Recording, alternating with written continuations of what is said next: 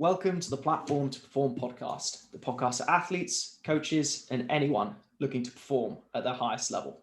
If performance is your goal, we aim to provide you with a platform to perform.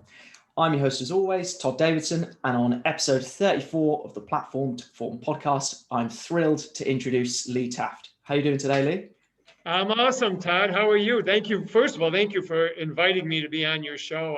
I'm really honored and looking forward to it. My absolute pleasure. As I said off air, I've been following your work since, Groundbreaking 1 and 2 and the days back then, and got a ton of notes and excited to get into it. So yeah, I'm very well, thank you. Great. Awesome.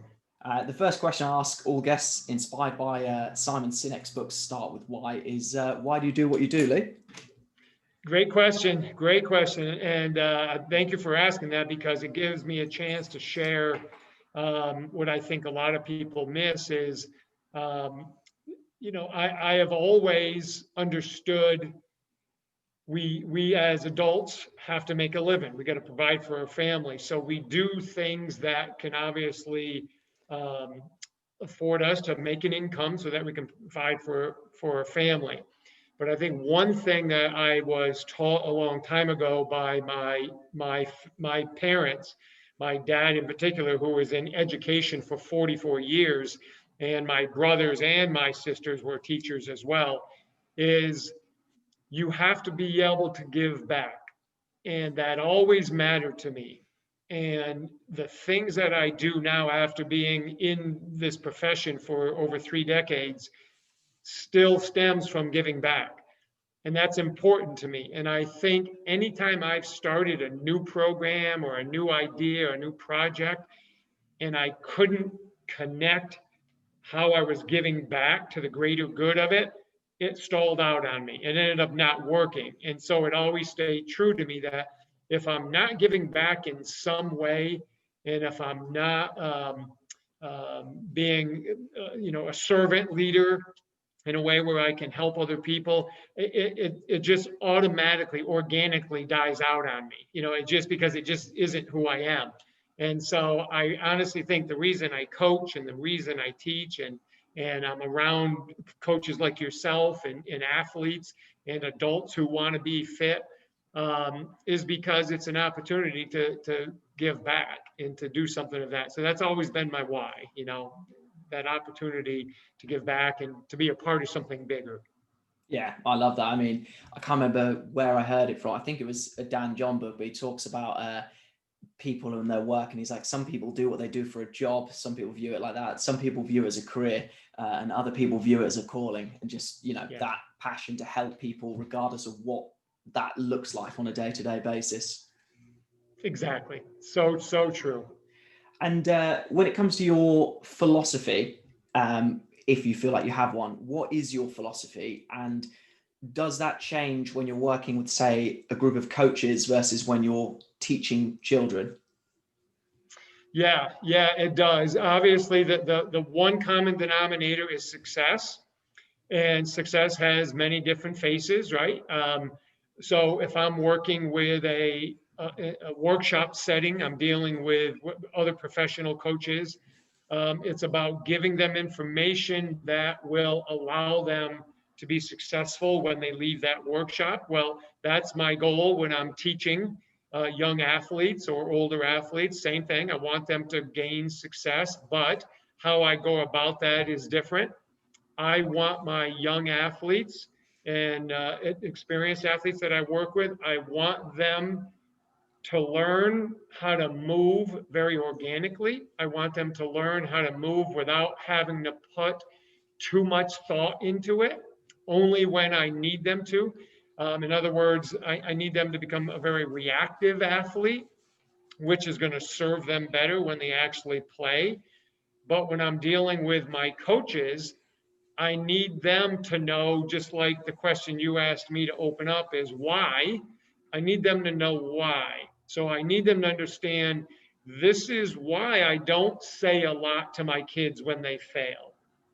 Or this is when I will say something when they continually fail.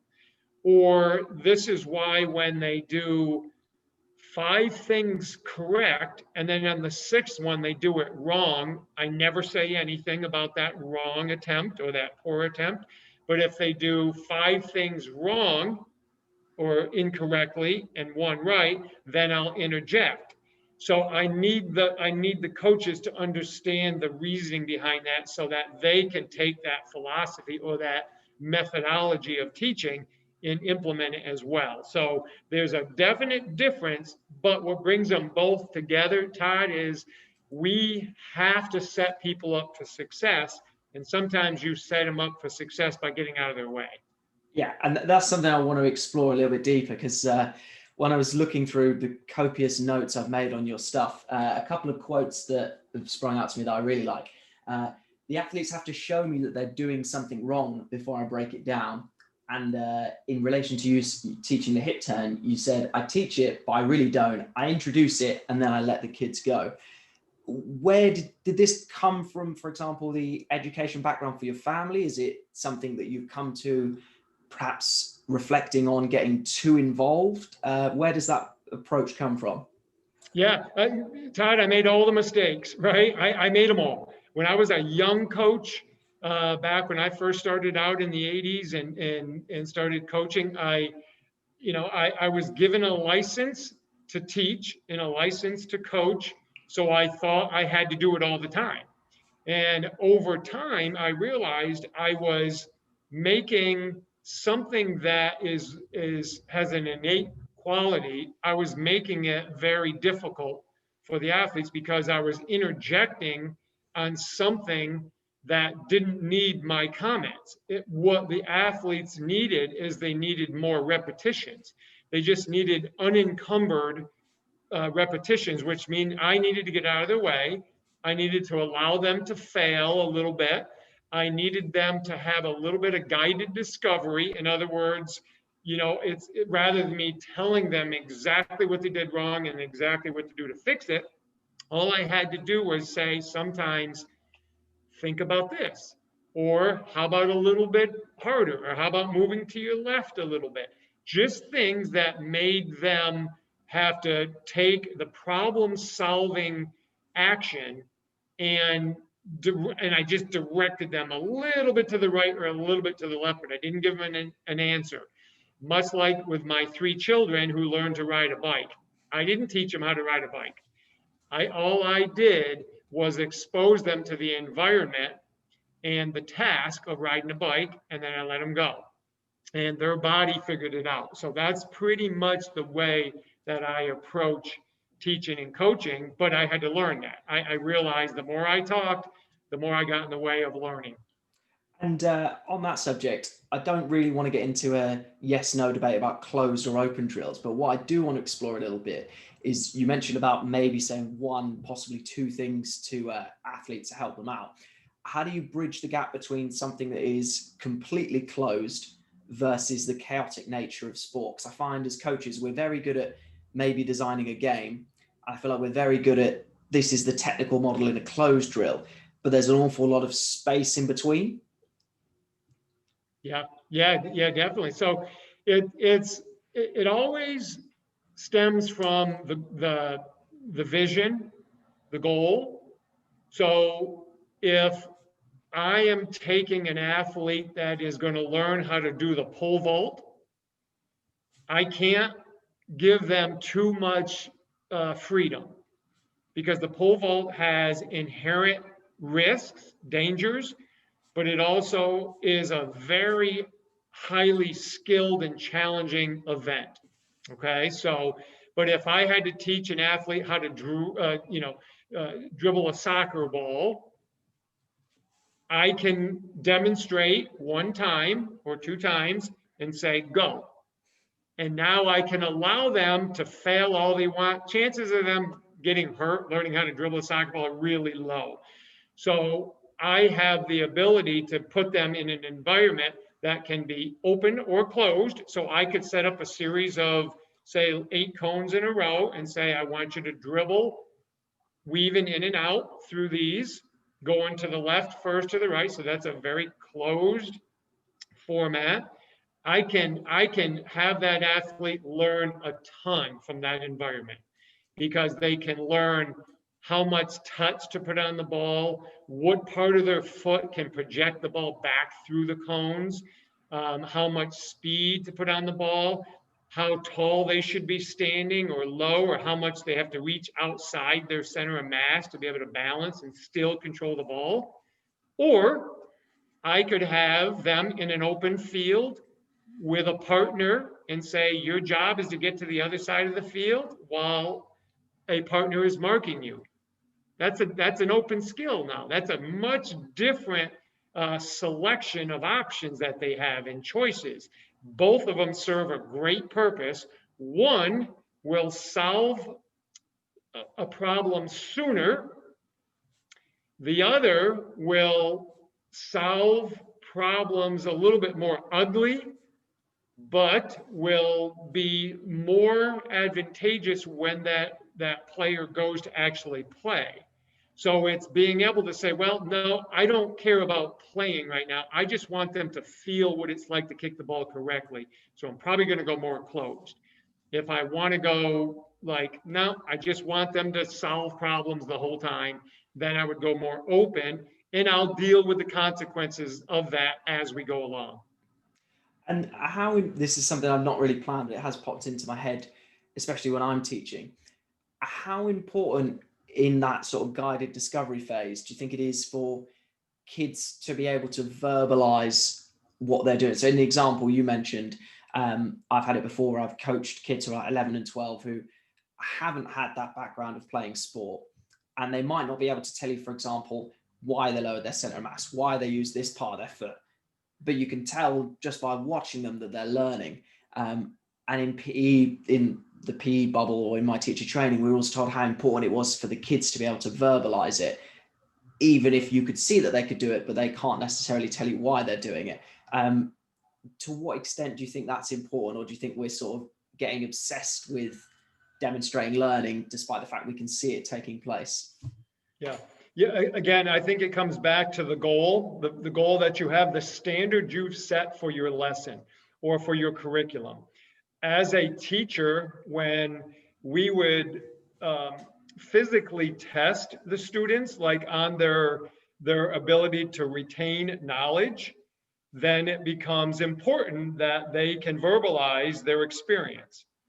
But that does not always mean that they're going to have greater transfer of execution of the skill, because any great athlete will tell you is they can't tell you why they just scored 40 points in a game and hardly missed, or they scored 4 goals in a football match when they dribbled through defenses, and they couldn't tell you why. So it depends on what your end goal is. As a skills coach or as a team coach, I don't always care if they can verbalize it to me unless it matters to the context.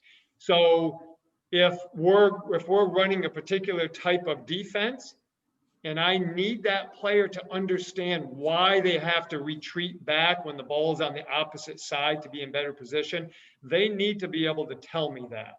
But if they made an amazing footwork play and stole the ball from an opponent, I don't need them to tell me how they did that, right? So it's context as to the game itself and the skill. So I think we need to be able to decide, and I think we want to make sure we understand the role of conscious versus unconscious learning. If we make athletes conscious, we need to have a very important reason for that, because that does not serve as well when we want sustainability of learning a skill.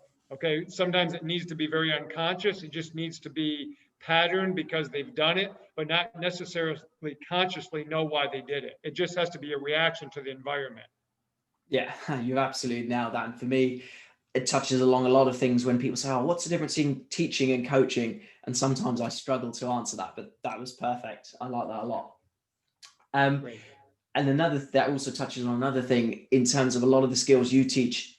And I've heard you speak about this many times in the past, of people trying to make the unconscious conscious, or trying to stop an athlete doing something that they would naturally do. Do you want to talk about your methodology for assessing either a sport or an athlete, and how you go about that? So assess how when I watch a move, my assessment of how they move. Yeah. Yeah, definitely. So I'll come back to this word a lot, and I've already used it. If you look at the context as to how they're moving and why they're moving, often when I am watching a game and I'm evaluating a game, often I don't watch the ball. I watch everything around the ball that's going on, and it allows me to see, especially if I'm watching a particular player, I watch how they flow, how they perceive angles, how they perceive where to be based on where the play is taking place. That gives me an idea of their understanding, okay, their understanding of their environment. Now, when I specifically hone in on their actual mechanics, their biomechanics, what I try to do is I try to notice, does something appear to be low functioning? In other words, they're capable of performing it. There's nothing there that's stopping them physically from being able to perform it. It's just they're at a lower functioning level. Maybe they're not strong enough yet. Maybe they're not quite quick enough yet. Maybe they just haven't had enough time yet, especially with pre-adolescence. They just haven't had enough time. So they're a little bit low functioning. If they're dysfunctional, then I know there's something going on that I notice, like every time maybe they plant with their right leg, they tend to collapse and they tend to get stuck and they tend to what I call sway, and they get stuck in that cut too long. And I only see it on one particular side. I don't see it on the other. That makes me think, okay, is there a dysfunction going on? Is there a hip, ankle, maybe a low back or something that's going on? And then that takes deeper evaluation, right? But if I'm going to be working with that athlete, that gives me the opportunity to say, hey, I want to make sure I address that right side, because every time they went to the right side, they looked very dysfunctional in their movement versus low function, in which I would see consistently all over the place, So those are some of the things that I look at. And then it allows me to put together my final stages of an evaluation, because we all have the things that we know we're going to check, but then we have these things that the athlete shows us and we're like, okay, I better check that. You know what I mean? So you might have 75%. Yep, I'm going to check this, this, this, and this. I do it with everybody. Then over here, it's what those staples that I know I'm going to test tell me. Then that lets me know what else I might test. And I've heard you speak on other podcasts, and what I found interesting there about your assessment is, at no point did you say, for example, I'm checking the 20-meter sprint times, I'm checking a 5:05 time. I'm sure you probably do those in some kind of capacity, but right. Why do you go to, for example, video footage first before you look at the numbers? Yeah, well, I think because I know my role. My role is as a performance coach. My job, whether it's an 8-year-old, an 18-year-old, or a 28-year-old, my job is to help them perform better at their stage, okay? The 28-year-old, I mean, it could be the biggest stage possible. And the 18-year-old, it could be maybe to get a scholarship. And the 8-year-old, it could be just to be able to enjoy and have fun movement. So if I look at it like that and I watch them move and I see how they, absorb force and create force and do all this, it just tells me so much as to what at the end of the day they want. They want to perform better. They don't want to score high on my assessment. That's not their goal. Their goal isn't to have a 4.8 in a 5-10-5 test or whatever you want. That's not their goal. their goal is to play better football, or their goal is to play better tennis. So I always keep that in mind. So if I watch them perform, it gives me greater insight as to what, at the end of the day, what it is that my job is. It's not to be the best assessor in the world, right? It's to be able to evaluate what that player needs to have fun on the pitch. Yeah, and to paraphrase something I've heard you say in other podcasts, you've said that your goal is to not make them look great in the gym, it's to make them look good on the pitch, on the court. Exactly. For those athletes who are lacking in those, for example, strength qualities, and again, something you've said previously is even with all the speed you can develop with the multi-directional speed techniques you teach, at some point there's going to be a ceiling that's limited by strength. Now, for example, PE teachers, sports coaches, people who don't have the opportunity to get their athletes in the weight room, what would you do when you think to yourself, right, they've got to the point where strength is the limiting factor?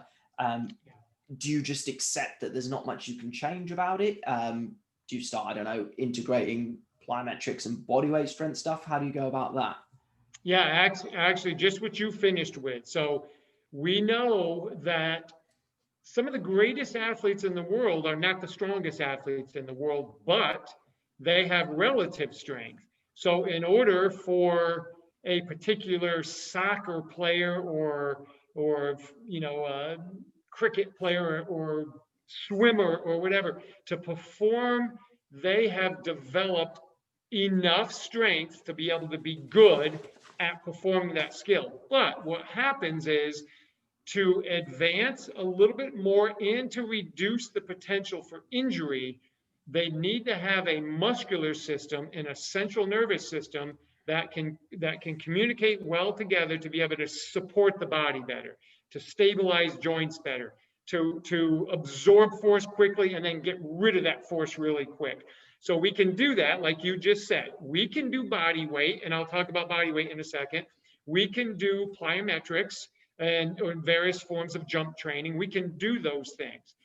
And if we are in a physical education class where we probably don't have weights, maybe we have some tubing and bands and stuff we could use, but we have to, at that point, we have to have a grasp of how we can increase intensity factors without having external load. So I could have an athlete do a squat and maybe hold that bottom position of that squat for 5 seconds and do that 5 times. Now, if it took them 1 second to get down, 5 seconds to hold, 1 second to get back up, that's 7 seconds. If I did that 5 times, that's 35 seconds now that this youngster has to be able to control that movement. So all of a sudden, their physiological system is adapting to that. It's getting better at managing that stress. So I can give them environmental factors and tempos and unilateral movements, which are harder than bilateral based on the type of exercise you're doing, to increase those strength qualities. Once I see that they've established great patterning, now I just increase the speed of those patterns by a lot. Now they learn to take that new strength, that new stability, and now they can move their body through space quicker through these plyometrics and these different forms of jump training. And in terms of something I've been interested in over the last few weeks is the transfer of training from the strength side of things onto the field. In your experience, in terms of bilateral strength training versus unilateral, have you seen, for example, any more transfer of one than the other? And I know in the S&C world, we love to take an either or approach when it probably should be both and. But do you have any thoughts on that? Well, my feeling is I love bilateral stuff, but I'm a huge fan of unilateral. And the reason I am, Todd, is because when an athlete does something in a, let's say even a hybrid unilateral. So let's say I'm in a split stance position or a rear elevated position where I'm still dominating the support with one leg. The other leg is just more or less like a kickstand. It's there for balance. I'm not splitting the weight between the front and the back. I'm actually more loading the front just for balance purposes. When I do that, and now I perform something with a unilateral action with my upper body. So let's say I'm in a left foot forward split stance, but I shift my weight over that left foot. The left foot's in front. And now I use my left hand to row and pull a band or a cable or something towards me past that left foot. So what I've in essence done is I've created these oppositional, rotational, or transverse forces that I consistently see in running anyway, running or jumping or throwing. So I don't know that I can transfer it completely, but I think I can give the athlete's central nervous system and their balance, their vestibular system. I think I can give them something that they're like, okay, I do something similar to this a lot when I'm playing sport. I have to be on one leg. I have one pelvis in front of the other, the opposite shoulder in front of the other to create balance and coordination between the two sides. And that tends to help me. So in my mind, don't know that it's completely true, but I have seen athletes seem to gravitate better to the field of the court when I do unilateral stuff. It helps balance pelvis position, core integration of ribs and lower body. So don't know, don't have a great answer for that, but that's what I seem to feel, because personally, I have felt that. I'm a big unilateral trainer for myself. And when I do that, I seem to move better. Do you think we're, from a strength and conditioning perspective, we're almost too keen, like you mentioned your top-down model, do you think we're almost too keen to go straight to exercises that give us more force production without questioning whether or not there's some easier wins along the way? I do. I really do, because I know, having talked with some elite sprint coaches, that they'll say some of their best sprinters don't like working hard in the weight room. They don't like having to produce a high amount of intensity or force. They don't like the idea of training for that. They like to run. They like to jump. They like to do the plyometrics. Now, they know it's important. They know they have to do it, but they spend more time working on the things that make them great. They do the things that get their foot on and off the ground really quick in different forms of running or jumping or whatever the skill might be. And they do less of the strength training, but they still do it enough so that they do get an adaptation to it. But if they had somebody that was the other way, like just loves the weight room, okay, they'll take advantage of that and they'll use the weight room in that force. But I think we as human beings are designed to escape. We're designed to attack. We're designed to run. I just don't think we take enough time to develop those attributes. I think we only go to what we know we can see better and control better, and that's strength, right? If I put somebody on a squat rack, it's relatively slow. I can see it, I can move them, I can shift them, but when somebody sprints, I can't see that very well. That's uncomfortable for coaches. They're like, okay, I see the arms and legs moving, and maybe their arms are crossing their body. I got to fix that. But I can't tell what's happening when the foot hits the ground. But I can tell what's happening when they squat slow and they pronate and then they tip forward.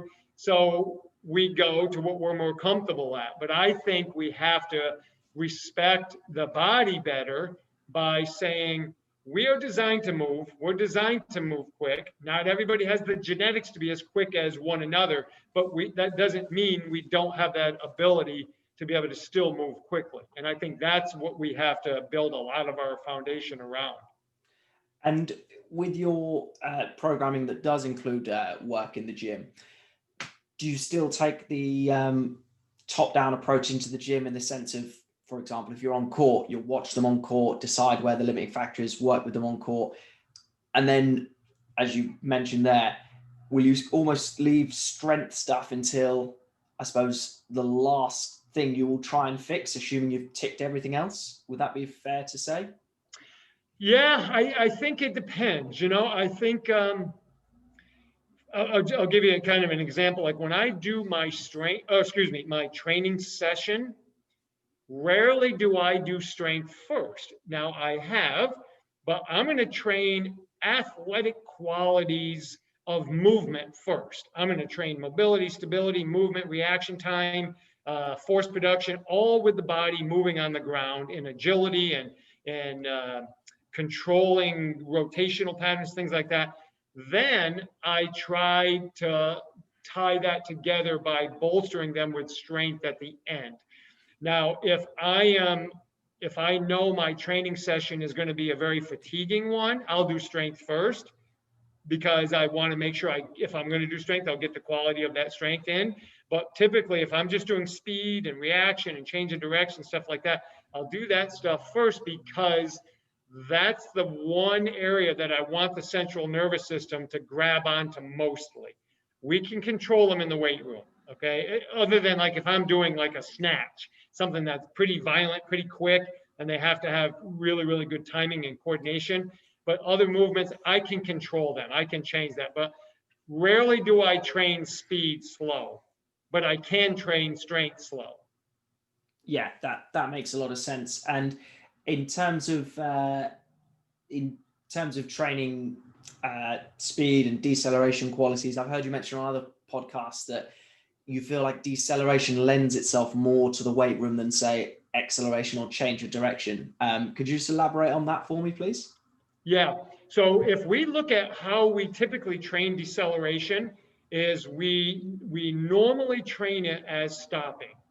So I'll run 5 meters. When I get to that 5-meter line, I stop in either maybe a bilateral jump stop or a split step, or I might do a lunge stop, or I might start to rotate and do what I call a rotational stop or like a lateral stop.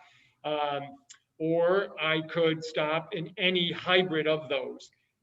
Well, when I play sport or am defending myself in a real live situation where I'm trying to get away from something dangerous, I don't try to stop and become still. When I stop and become still, I am training the ultimate of eccentric loading and then ultimately isometric control. So I run, I eccentrically use force to slow my mass down, and then I hold that position for a second or 2 or 3 seconds, whatever the coach tells me to do. That's a strength quality.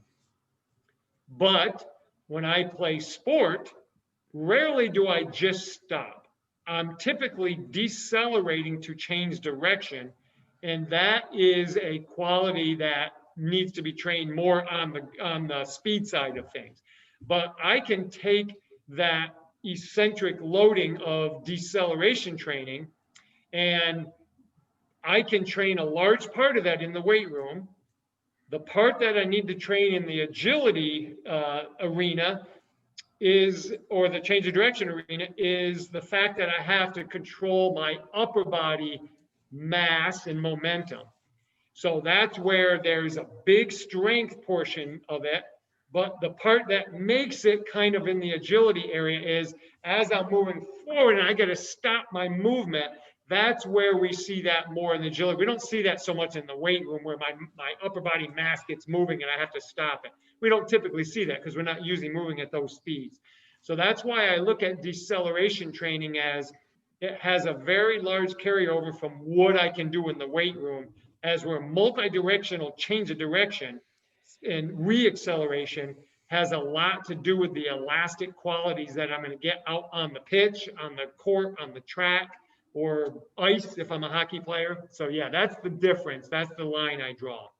And what I like there was you described about how the qualities marry up, because I remember, for example, years ago when I got into strength and conditioning, the progressions I was taught from a plyometric perspective was hop and hold or jump and stick. And then once you've developed the ability to land for 3 or 5 seconds or whatever, then you can go into the reactive work, when in reality, as you said, it's something that doesn't happen in sport. A lot like many of the other things you talk about, like, for example, trying coaches trying to get athletes out of the habit of plyo stepping backwards and other things like that? Yeah.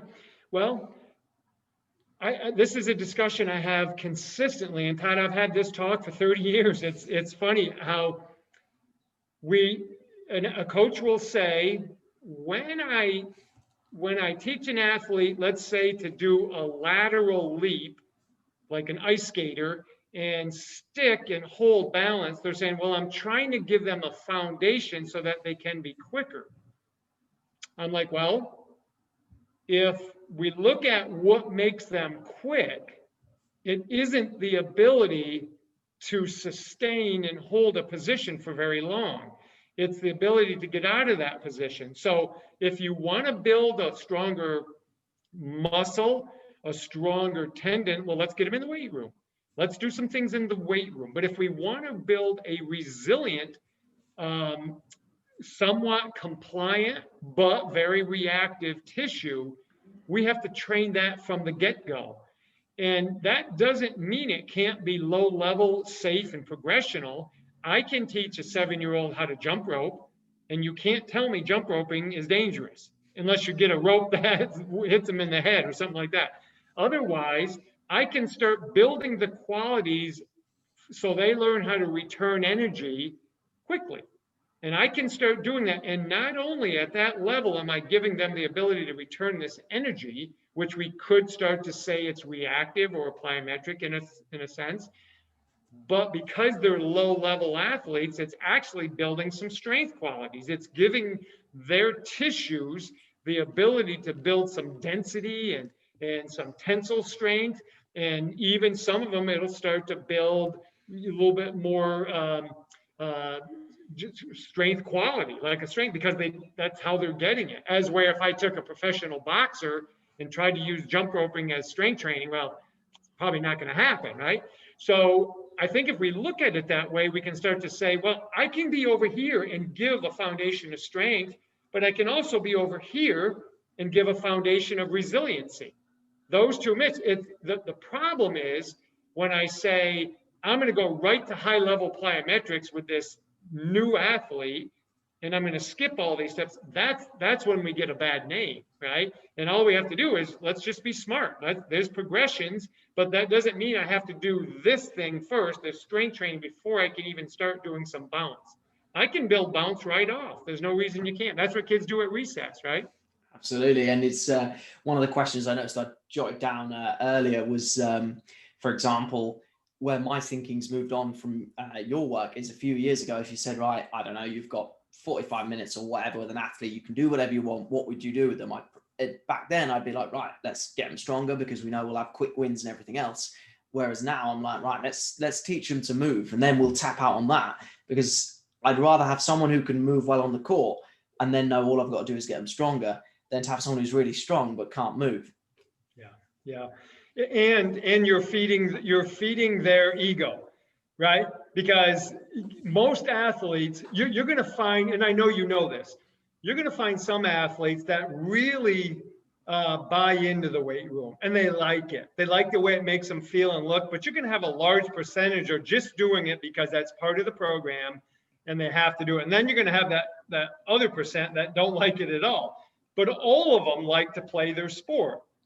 All of them like to do, their physical activities that they've joined up for, right? Now phys ed is different. Not all the kids like physical activity, but if they're an athlete and they're playing a sport, chances are they're there because that's what they want to do. They want to play it. So why not? Why shouldn't we buy into that? Like, why shouldn't we say, okay, well, if that's what you like, I'm going to give you more of what you like. And then that'll allow me to be able to go to the other end and say, okay, well, if you want to score more goals, or you want to be a better defender, or you want to be a better rebounder, if you allow me to get you a little bit stronger, those things will happen even better. So now you have a relationship with those athletes where I can now get the strength training, but I got to make sure they get to do that's what they're there for, is to go play. Yeah, it's funny because I almost feel like it's very easy for us as coaches to be like, oh, well, if we explain why the strength's important, then the athlete will get buy-in, and it's easy to say on a presentation. but I kind of feel like it's the equivalent of telling people that vegetables are good for them. Like we know that's true, but that doesn't mean that it motivates us anymore. Whereas, like you said, when you start to connect the dots, that's when they start to potentially buy into it more. And like you said, you've built the relationship from the sport, and then you're supplementing it with the weight training rather than starting with the weight training and trying to work your way back to the sport. Definitely. Yep. Definitely.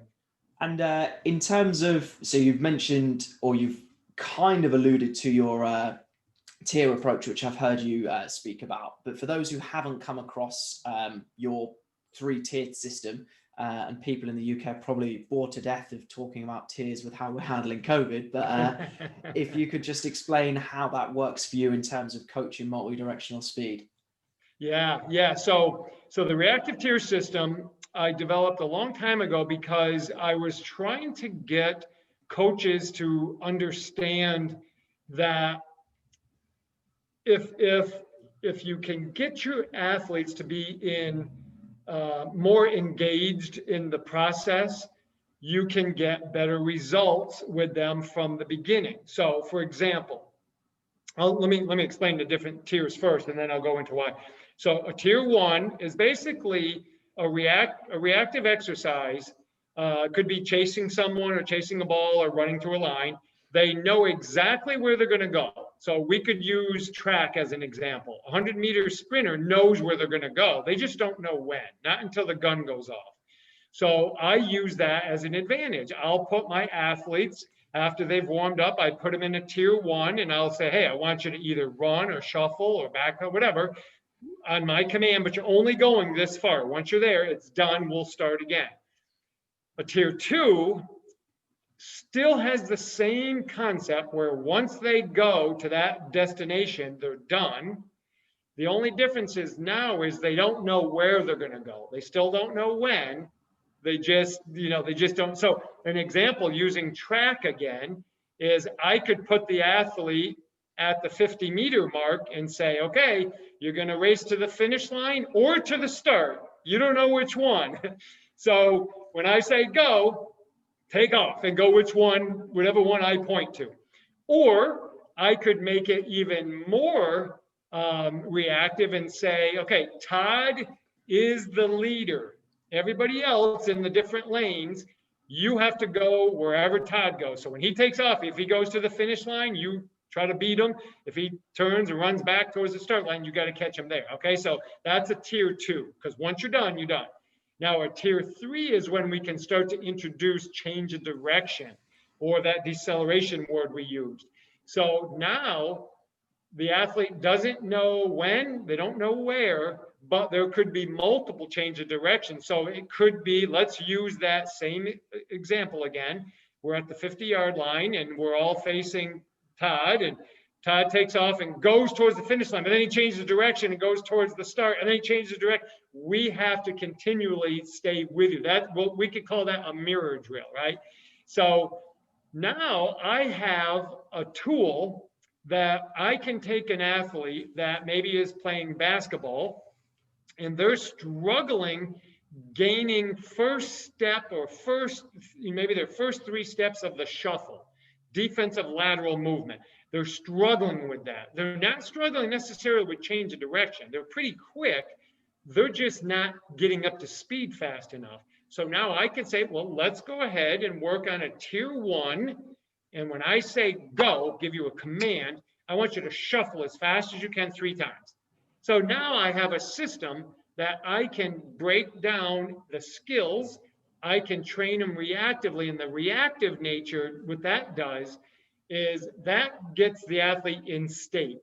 Okay, so if you ever tell an athlete, hey, walk up to that line, whenever you're ready, just go. They're kind of like, so I go whenever? Yeah, just whenever you're ready, you go. So they walk up to the line and they kind of stroll. And the first 2 steps are probably half effort, right? But if I put you in a tier, do the exact same exercise, say you can't go until I say go, and I'm going to time you to get to that 5-meter mark, that changes their state drastically. So I can get a better training effect. I can put them in the context of what it's like to compete all the time. But then by doing it that way, I get to see how the athlete moves in real time. I get to see their technique, their biomechanics. Now, the other part of the tier system is we go to the corrective. Now I can slow it right down. I can do any kind of corrective that's going to fit the role that I want rather than just guessing on what correction to do. I go right. So let's say, Todd, you did it and you took off and your legs look good, but your arms are kind of like all over the place. Well, I might have you do a half kneeling arm action drill just to practice. That's my corrective. It's very controlled. So without going too much longer, that's pretty much what the tier system is, and allows me to really become a much more effective and efficient coach. And I like what you mentioned there about correctives, because when I first heard of the term corrective, it was always, for example, not a fluffy exercise, but it might be like, I don't know, foam roll your calves or Right. do a knee to wall or something like that. And I think oftentimes and this is why I quite like your top-down approach, I feel like we break things down to a point where they're not saying they're no longer relevant, but they're so detached from the sport that the athlete can't really see how that fits in with the bigger picture. That's right. There's your context. If the athlete has context, you get two things with context. And this is what I always tell my coaches. If you give an athlete context, you've allowed them to understand why the drill matters. Because if you just stumbled 3 or 4 times in a row doing a particular drill, and I said, okay, Todd, slow down, do this, you're like, okay, yeah, I see why you're telling me to do this, coach, right? So it gives you that, but it also, when you give somebody context, they'll buy in. Like they'll do the exercise, they understand why, but they buy into the process of your teaching and your coaching because they understand. Lee's not going to just give me all these boring exercises. He's going to slow me down when I need it. So they'll give you more effort knowing that you'll fix the problem or try to fix the problem rather than trying to fix a problem that's not there. And that's the biggest problem we make in our coaching industry. We're trying to solve problems. Well, maybe there's not a problem. So why are you throwing a corrective at somebody that doesn't have a problem? I think that's as true in multidirectional speed as it is in the weight room. In terms of providing context then, how would you go about delivering multidirectional speed within a PE setting? So if I just sort of waffle on as to how I've tried it, I'd be interested in your thoughts. So Yeah. with one of the schools I worked at, I said to the PE staff that we could potentially attach a multidirectional speed quality that links in with the sport and that allows kids to see that link more easily. So for example, I've had it before where I've had confused looks from field hockey players when we're doing sprint mechanics or maximum velocity, and they're just like, what's this? Whereas, for example, doing some deceleration-based games in netball, we can then link to the footwork rule, which then feeds into the lesson and feels like this is all just one big part of it, rather than, oh, here's a weird warm-up, and then I do my sport. But how would you provide context within, say, a PE lesson within a sports-based model? Yes. Yeah. Great question. So this is how I solved a lot of my discipline problems and my compliance problems in physical education. Is we started with the activity first, the game, the sport, whatever it is. I just gave them enough so that they understood it. So, for example, if we were doing, let's say, we'll use volleyball as an example. Okay. So we're teaching volleyball. That's a pretty fine skill for kids to learn how to control that volleyball. So what I would do is I would give them either a volley light ball or a beach ball, something that they could control and have more success with, and we'd start playing. I would just say, hey, you can't physically touch the net with your body. If the ball lands out of bounds, it's the other team's point, or it's your point. I mean, if, whatever. I just gave them the basic rules, right? And I said, all right, let's go, let's play. Now, while they were playing and I would see a couple, mistakes of the game, I would say, okay, so now here's what I want you guys all to do. Give me 30 seconds here. I want you to just spread out. I want you to put your arms out in front of you, and I want you to make what we're going to call a platform. So imagine you had to walk around the gym holding the volleyball on your forearms and it couldn't fall off. I said, that's a platform. So I want you to all to do that. I said, okay, ready? Play again. When that ball comes, now all of a sudden I'm watching the kids all form platforms because I just gave them context, because they all would miss the ball going like, you know how they go like this, and they try to punch it with their thumb or their wrist. I said, no, you don't have a big enough surface. Let's make a platform. So all of a sudden they got it, but they got it because I gave them the context within the game. So now, let's say I wanted to make a physical quality of athleticism improvement. I would say, okay, that ball got tipped over your head multiple times. You guys had a hard time getting there. Let's put the ball down for 2 seconds. Everybody get in your space, get in your spot. You 6 players that are on your team and the other team, face the net. When I say go, you're going to turn and sprint as fast as you can to the baseline. And we would do that a couple times. Now I'm saying that's how you chase a tipped ball that goes over your head. Or I could do the same thing and say, okay, when I say go, I want you to shuffle to the sideline and then come right back. And then we'd say, ready, go, play again.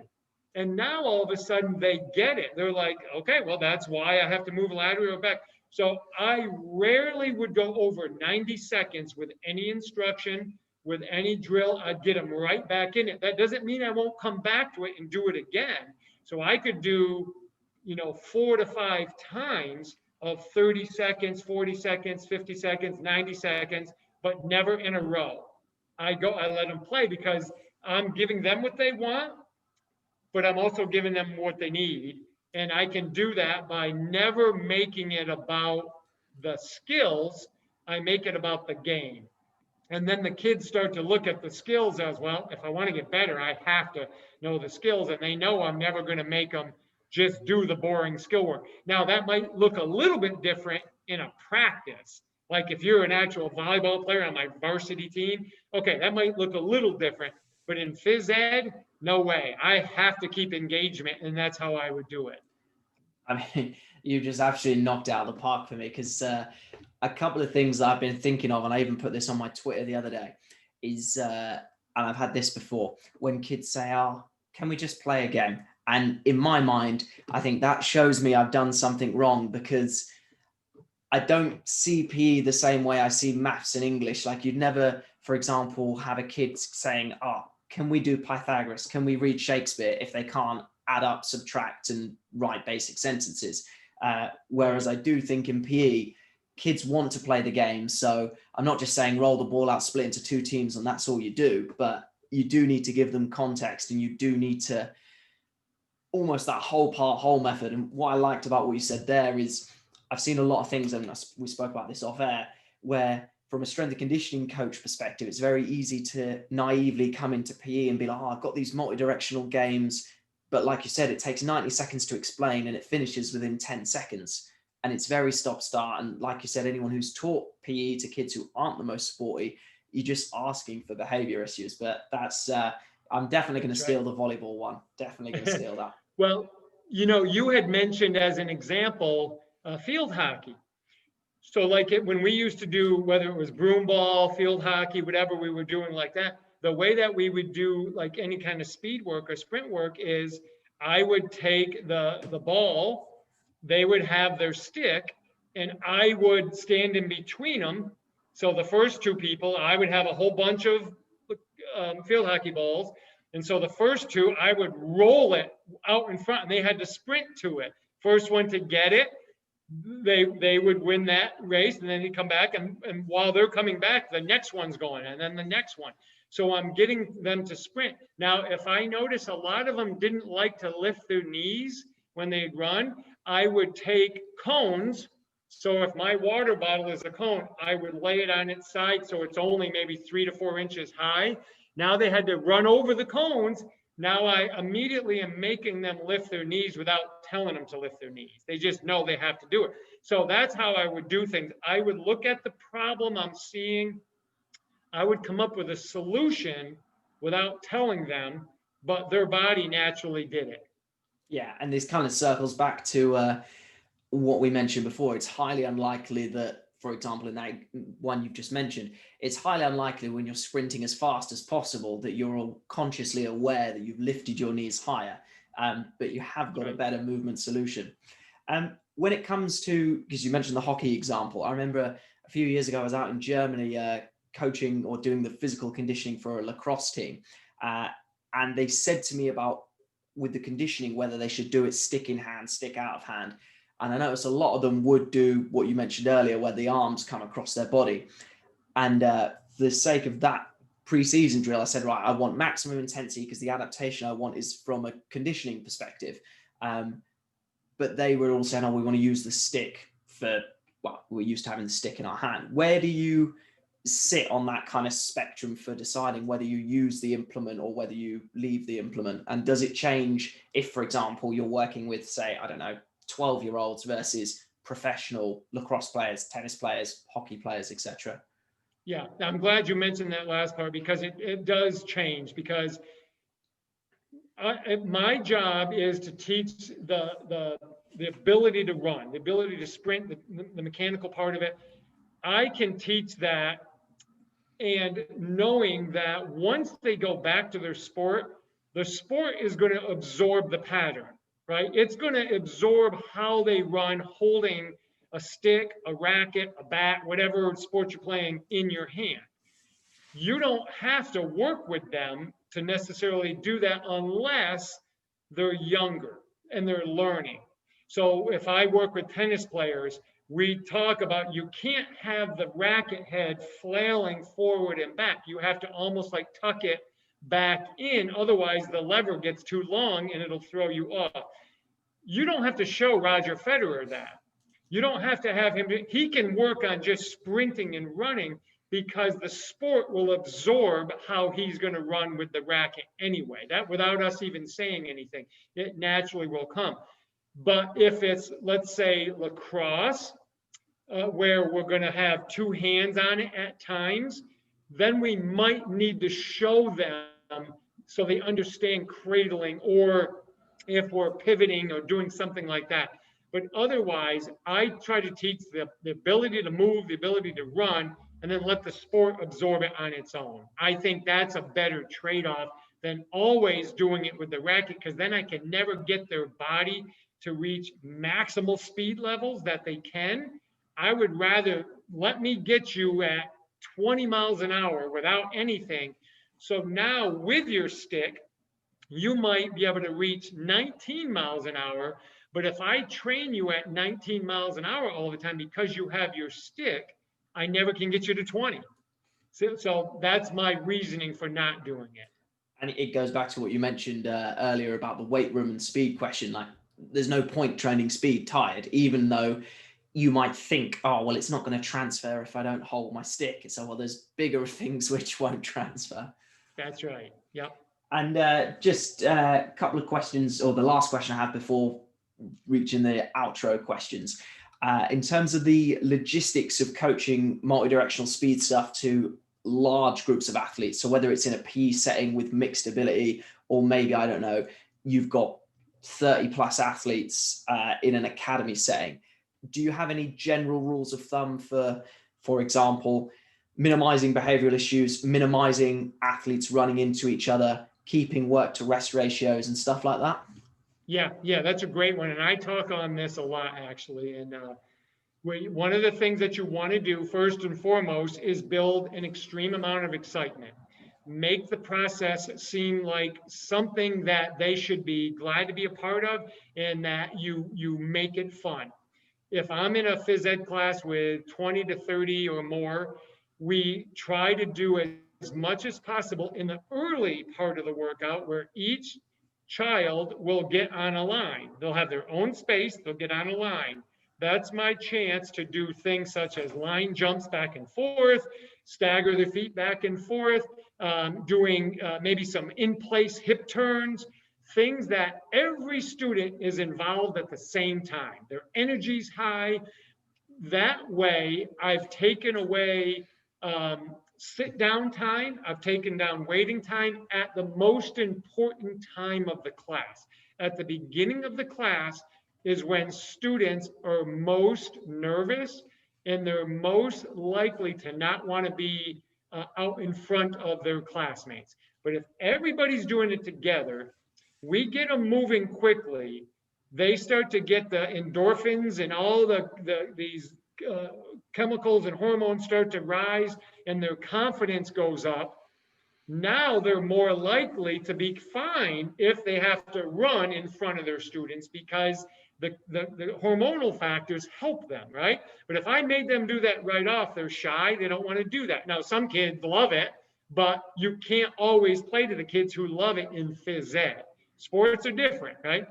So we'll do that. Now, once I put them in lines, I minimize how deep, if I have a gymnasium, a basketball court, and I have a lot of students, I go sideline to sideline versus end line to end line, because I can have more lines, which means I have less people in each line. So if I can get 10 lines of 3 students versus, even 5 lines of 6, I'll always go 10 lines of 3, right? So I can get them into it quicker. Now, if I have no choice but to have lines as deep as 5 to 6, usually my rule is I won't do a drill that goes over 5 seconds. Because if I go 5 seconds times 6, that's 30 seconds. My last person should get their chance within 30 seconds. Now, if the only time they really wait the longest is on the very first rep, because we start on this side of the gym, the first person goes, second person, third, fourth, fifth, then finally the last person goes. Well, now when they get to the other end, they've already moved, they already need a rest, so that 30 seconds is very much welcomed, and it happens much quicker because they've already been a little bit fatigued. So we really make sure we map out, okay, I've got 30 kids, I can't do like a cone drill that takes me 30 seconds to get them through, because there's too many things that could get in the way. It takes me too long to set it up. And if an athlete knocks the cone down and it disturbs the drill, I stay away from that. I'll use line markers rather than a cone if that's a potential. So I just really map it out. I plan it really quick, and I make sure they're moving, and I stay with very easy athletic skills that all the kids can do. Yeah, and it's so I'm laughing listening to you talk, because when I transitioned from strength and conditioning into PE, I made all those mistakes you've just said there. And the beauty of, for example, hoops or lines is, if you've got one thing I'm trying to do a lot more of is what I call sort of invisible differentiation. So, for example, with hoops, you can, for example, say to the kid who you know is very athletic, look, you try and clear the hoop. Whereas other kids, you're like, right, you're working on balance or stabilization, whatever. You land in the hoop or, within a meter of the hoop or whatever. Yes. So it's built into it. Whereas if you've got a kid who's not so confident, they kick the hurdle over, everyone laughs. You've then got to reset the hurdle because the kids are going to put it round the wrong way. And you just invite the problems for yourself. That's right. Exactly. Last couple of questions then. If you had one key take home for the listeners of this podcast, whether sports coaches, PE teachers, strength and conditioning coaches, whatever, what would you like that take home to be? I'll tell you, I think one of the most important things we can all do is certainly to continue to learn is a given, right? We all should be doing that anyway. But I think if we learn more about learning, like I want to know, Todd, if you're my student or my athlete, I want to know what learning really means to you. Like I want to understand just the general concept of learning, like what's the brain doing when a skill comes into my head, how am I doing? If we understand that, now we know why we should and shouldn't do certain things, right? And then I think it's important to start to understand individual learners. So I can visualize right now, I'm going back, 15 years to some of my phys ed classes and even longer, and looking at some of the students who were good athletes, moved pretty well, but just didn't handle the environment well. They were shy. They would be the ones that when they walk down the hallway would kind of like peek at you, but as where you got some kids who are waving and hugging you. I think learning how to manage those people. I think because at the end of the day, we can have all the answers we want on biomechanics and strength training and programming, but if you don't capture personalities and how to deal with how they learn and how they handle things, I think that's when we miss the boat on giving them success, which is one of the first things that I talked about. Yeah, and again, just something I've learned from going from strength and conditioning into PE teaching. You assume from strength and conditioning or working with sporty kids that they'd love to volunteer and answer. Whereas in PE classes with the ones who are shy, I think my role isn't just to make you better physically, but it's to give you the confidence and competence to then let yourself express yourself, not just in the field, but as you said, walking past the classroom, being well mannered, and then, I don't know, taking that into a job interview, because we're not going to always work with professional athletes. Exactly. And you know what? I want to mention this because this is important, and this is something that I try to do a lot with students is I like to have students be servant leaders. I like to have them teach others. So if I took a shy student, partnered them, all right, so they only have, there's just two of them, but I said, okay, you now have to teach your partner how to do that skill. Watch them do it and give them. There is nothing more powerful than them helping somebody else. It's way more powerful than them being helped. Because when I'm now responsible for you and I get the joy of seeing you succeed because of what I told you and I taught you, that's one of the quickest ways to raise self-esteem, confidence, and a sense of belonging. So we teach a lot about being a servant leader. You teach somebody else. You donate something. You give to the needy. You do that. Don't be the receiver all the time. You be, and that gives them more pride than anything else. And I think one of the assumptions that is easy to make is that because somebody is good at sport, that they will get something from coaching someone who's not so good at sport. And I think it tells you a lot about the kid as a person. I mean, this might sound a bit harsh, but you will get those kids who enjoy playing sport and they're like, well, I don't want to go with that kid. He's, whereas maturity level, there's a brilliant clip that I wish I could remember the details, that's gone viral. It's this kid who's like a foot taller than everybody else on a basketball court. And he keeps giving the ball to a kid who's a foot shorter, and the kid keeps missing, and eventually he scores. And yeah, it's one of those beautiful moments to see. Yep. And I'm interested for your answer on this one, because again, I'm not just saying this because I've got you on the podcast, but I always ask people if they could observe one coach coaching and why, who would it be? And I'd love to see someone like yourself with a phys ed class of mixed ability, because you've not just got the strength and conditioning knowledge, but the logistic knowledge, dealing with kids. But if you could observe one other person working with their athletes or maybe their students, who would you observe and why?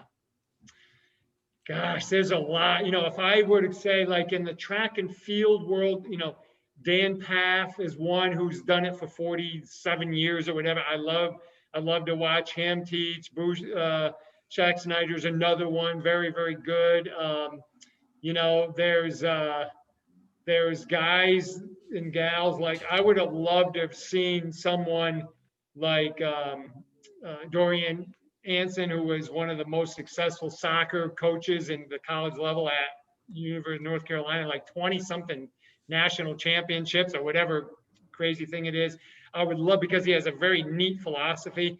I would like to see him.